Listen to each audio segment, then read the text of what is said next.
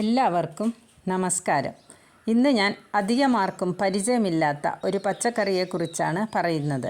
ഇവൻ നിസ്സാരക്കാരനല്ല. കോവയ്ക്കയോട് സാദൃശ്യമുള്ള ഒരു ചെടിയാണ് ഇത്. വെളുത്ത വരകളുള്ള ഈ കായയാണ് കയ്പ്പൻ പടവലം, കാട്ടുപടവലം എന്ന പേരിലൊക്കെ അറിയപ്പെടുന്നത്. ഇതിൻ്റെ തണ്ടും കായും വേരും എല്ലാം ഔഷധ ഗുണമുള്ളതാണ്. കയ്പുള്ളതിനാൽ പലരും ഇത് കഴിക്കാൻ മടി കാണിക്കുന്നു. സാധാരണയായി ആരും നട്ടു വളർത്താറില്ല. പഴുത്ത കായ്കൾ കിളികൾ കൊത്തി അവയുടെ അവശിഷ്ടങ്ങൾ വീണ് മുളച്ചുണ്ടാവുകയാണ് പതിവ്. വള്ളികളായി പടർന്നു കയറി വളരുന്ന ഈ കയ്പ്പൻ പടവലത്തിന് പ്രത്യേകിച്ച് വളമയൊന്നും നമ്മൾ ചെയ്യേണ്ടതില്ല. എന്നാലും നന്നായി വളരും. കയ്പ്പ് രസമുള്ളതിനാൽ ഇത് വെച്ചുള്ള വിഭവങ്ങൾ അധികമാരും ഉണ്ടാക്കാനോ കഴിക്കാനോ മെനക്കെടാറില്ല എന്നതാണ് സത്യം. ഇതുകൊണ്ടുള്ള വിഭവങ്ങൾ അടുത്തൊരു വീഡിയോയിൽ നമുക്ക് ഉണ്ടാക്കി കാണാം.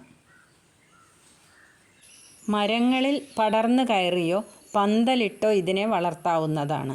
ധാരാളം കായ്കൾ ഉണ്ടാവുകയും ചെയ്യും.